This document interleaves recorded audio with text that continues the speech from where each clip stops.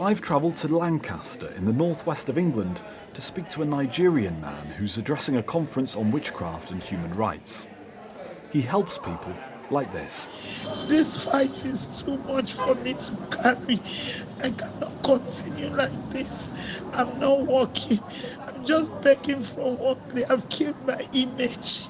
I'm crying to Nigerians to rise up and fight for me. This is the voice of a Nigerian widow called Nika from Asaba, who says that she's been banished from her community in southeast Nigeria after accusations of witchcraft were levelled against her by her own family. She says the claim that she was using killer magic in her catering business has destroyed her income. We've also been told that she was beaten until she fainted. Step forward, Dr. Leo Igwe. He says that he was sent a video of Nika lying helpless on the floor and decided to intervene, supporting her to put her life back together. And this isn't an isolated incident for him. This is something he does on a daily basis for victims of witchcraft accusations. I could no longer take it. Just like you staying around and see people being killed randomly and these people didn't do anything. I think that naturally you just try to stop and say, hey, what did this person do? Welcome to BBC Trending. I'm Jonathan Griffin, and I've been looking at the crusade to stop witch hunting in Nigeria, led by Dr. Leo Igwe. It's worth pointing out his prevention work extends beyond Nigeria to a number of other countries, Ghana, Kenya, Malawi and Zimbabwe among them. But today, we're looking mainly at his work in his home country. Joining me from Lagos is Ronke Allo from the BBC World Service Disinformation Team. In Nigeria, like in many parts of the world, there is still a fear of witches and witchcraft. The people who are accused are often vulnerable. Most of the time, they are either very young or very old. Sometimes they have disabilities, mental or physical, and usually they live in poverty. In short, they are not necessarily in the best place to defend themselves. Those accused of witchcraft are often blamed for a variety of afflictions, from disease to infertility and poverty. They often face persecution, abuse, and lynchings. According to Nigeria Watch, a website that monitors violence in Nigeria via media reports, there have been 8 deaths directly stemming from witchcraft accusations so far this year. The BBC and Nigeria Watch haven't independently verified these reports.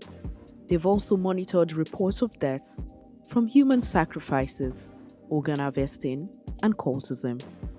Leo says false witchcraft accusations appear against a wider backdrop of explaining misfortune through supernatural beliefs. It is an offense to accuse or threaten to accuse any person of being a witch or having the power of witchcraft under the Nigerian law. It carries a maximum 2-year prison sentence. In 2021, the UN Human Rights Council also passed a resolution condemning human rights violations associated with witchcraft. Yet, witchcraft allegations continue to persist in this region. There is actually nothing that could make me actually refrain or stop from intervening. So my realization is that I have to step forward and try to provide leadership. That's Dr. Leo Igwe. He's in his 50s. He has a warm, round face and a slightly greying goatee, and he wears a pair of wide-framed glasses. He's speaking to me at a reception linked to Lancaster's Witchcraft and Human Rights Conference, which is why you can hear a bit of hubbub in the background. A few years ago, he completed his doctorate in religious studies, and having written extensively about witchcraft, he quickly found himself frustrated that academia didn't allow him to challenge the practice head-on. So why must we also take this Western anthropological approach? Oh, come in, observe, document, analyze, interview. Don't touch their field. I'm not a Westerner. I'm not an American. I'm staying in the same field where I made the observation. Leo wanted to actively intervene in witchcraft cases and put a halt to what he considers an injustice. Initially, he worked for some non-governmental organisations. So I try to work with international organizations. But of course, they will now be dictating for me, oh, don't describe these things as barbaric. We don't want them to think that we are being racist. You need to respect African culture and all that. I'm like, this is not what I want. So 4 years ago, Leo decided to go it alone, setting up his own organisation called Advocacy for Alleged Witches, which he says allows him to nimbly respond on the ground to witchcraft allegations and empower the accused. He estimates that 70% of the tip-offs his organisation reacts to come from social media. Sometimes I get news when I'm in the lavatory. I start making calls from there. I suspend whatever I'm doing. I don't need to have a clearance from anybody somewhere. Leo's work is not without danger.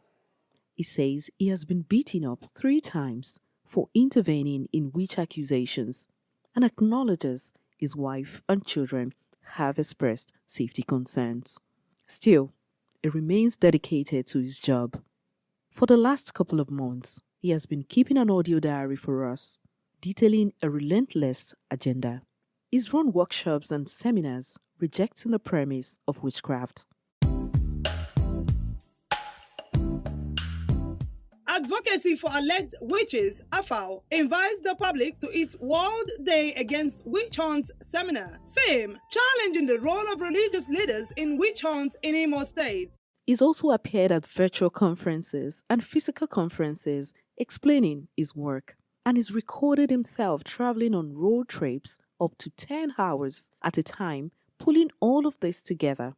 It is on one of these mammoth cross-Nigeria car journeys that he spots a sign. But as we were making our way through the city, one of us just sighted an interesting billboard.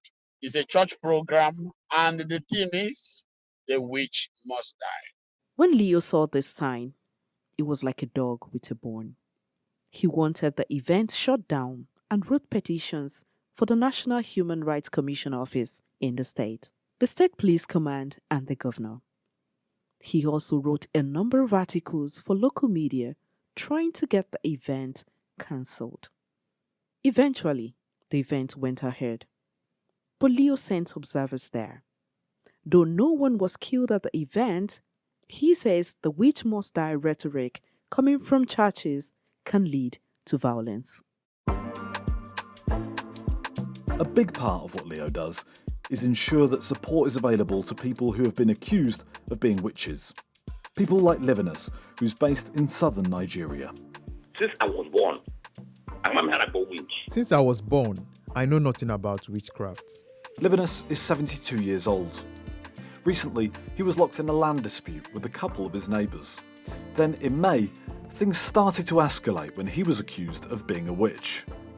BBC Africa Eye has previously reported on how elderly people in other parts of Africa have been accused of witchcraft and murdered for their land. On the 9th May, On the 9th of May, the youths in my community came to my house with allegations from this woman that I performed and made incantations against a certain young man based in Vietnam. The man in Vietnam was his brother's son. Livinus was accused of using sorcery to kill him. I responded that I did no such thing and that the land is mine. The young man is like a son to me. Livinus's response didn't calm the crowd. They insulted me. The youths insulted me and almost stripped me naked. It was all on social media. I remember how the youths took my picture and shared it widely online. Many people saw it. At this point, one of Leo's Facebook friends drew his attention to the case, so he talked directly with Livinus. Where victims of witchcraft accusations want to pursue criminal cases against their attackers, Leo says that Advocacy for Alleged Witches funds their lawyers and negotiates with the police if they request fees for mobilisation. They will just look at you and say, okay, you need to mobilize us. Mobilize them means you need to give them money, and with that money, according to them, they could now bring other police officers, take them to the community to make arrests. But in Livinus's case, Leo's actions were much more subtle at Livinus's request. Leo says he reassured him and provided him with funds to help maintain his appearance. What happens is that when people are accused, they withdraw. Socially they're not active. And so what we encourage them is that, what do you need?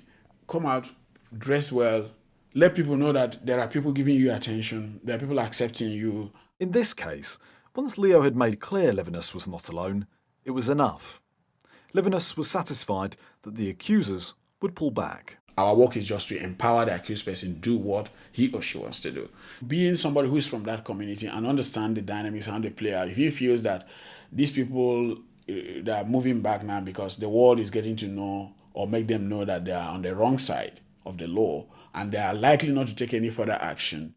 According to Leo, letting local people know the accused has support can often lead to a slowing down of witchcraft accusations. Livinus is in no doubt who's responsible for the change in a once hostile environment.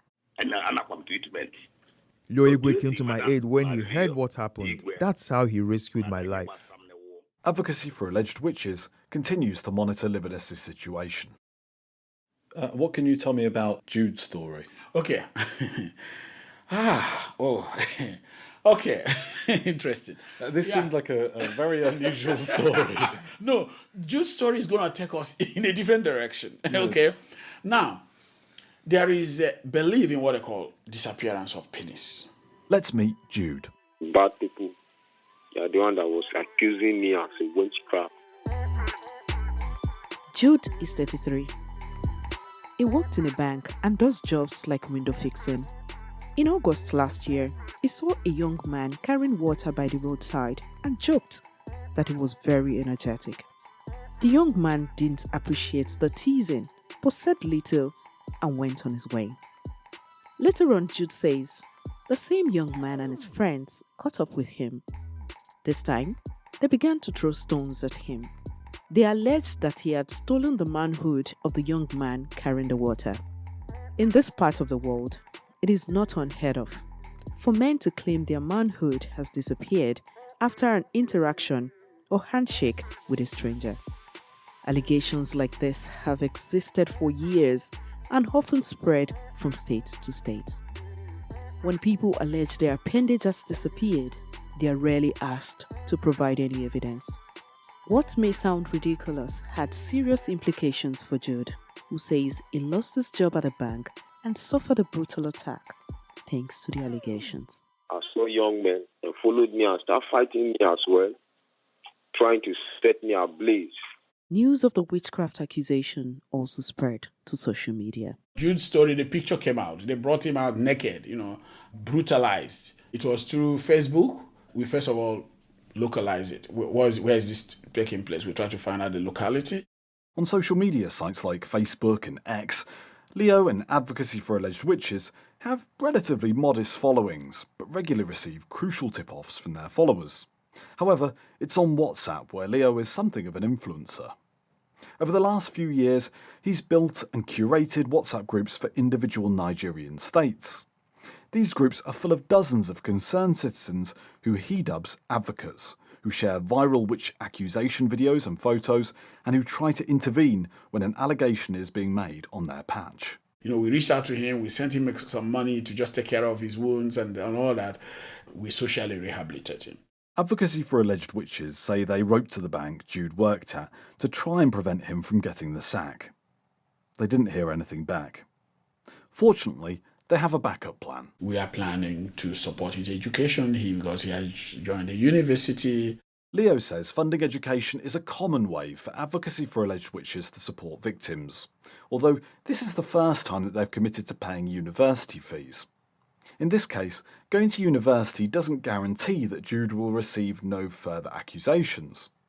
But Leo hopes it can provide him with a better, less vulnerable future. The attack on Jude has been reported to the police, but so far, no charges have been made. Leo's Advocacy for Alleged Witches group receives funding from a number of different sources. Leo says he contributes a significant amount of his lecturing fees, and they also have a roster of donors. But a large chunk of their money also comes from the non-governmental organisation Humanists International, who push for secularism and human rights internationally. Leo is an atheist, but anti-witch hunting sentiment is not purely the preserve of people with his views on religion. Julius Osime is senior pastor at the Global Citizens Church in Lagos, Nigeria. Julius, like many Nigerian Christians, believes witches and demons exist, but it says Christians should look to Jesus for how to handle them. So casting out of demons and not killing those that are possessed of demons was what we know Jesus' ministry for. In Nigeria, Bible verses are often used by pastors to justify witch hunts. Julius Asimen says Christians should be wary of such passages being used to legitimize violence. But when Jesus came, he came with better understanding. You don't kill people that are possessed or oppressed of demons. You simply cast the demons out and not kill them. Leo, on the other hand, says praying for people accused of being witches is a slippery slope to go down. He urges pastors to follow the example of the Church of Scotland, who issued an apology in May 2022 for their historical role in witch trials. The Scottish Church has made it clear that witch hunting is incompatible with Christianity. Why did I say so? They apologized. So in other words, it was a mistake. So what we tell them today is that, why can't you emulate the Scottish Church? Why can't you model your Christianity after that? Leo says that some of his detractors accuse him of trying to emulate Western ideas of Enlightenment, the European intellectual movement of the 17th and 18th centuries, in Africa. But he rejects the idea that witchcraft accusations are an African cultural tradition that shouldn't be tampered with. Instead, he says he wants Africans across the continent to disrupt and rebuild societies with the values that they think are best going forward. And we should not romanticize it in any way by trying to say, oh, it's part of our culture. It's not part of our culture. Killing our parents is not part of our culture. Killing innocent people is not part of our culture. That's it this week for BBC Trending. Thanks to Ronke Allo and Annie Gardner for mixing this episode. Our editor was Flora Carmichael. If you want to message Trending with your thoughts on this or any of our other programmes, then you can email me. It's jonathan.griffin@bbc.co.uk.